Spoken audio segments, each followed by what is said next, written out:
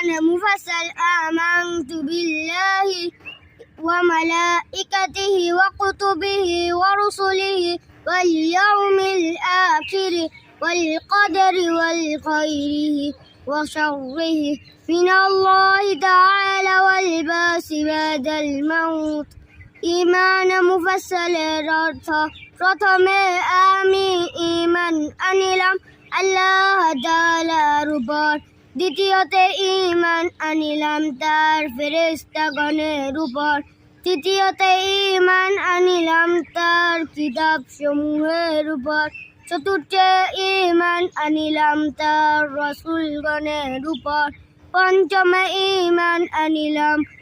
কিয়ামতের দিনের উপর, ষষ্ঠমে ঈমান আনিলাম ভালো মন্দ তাকদীরের উপর, সপ্তমে ঈমান আনিলাম পুনরায় জীবিত হওয়ার উপর।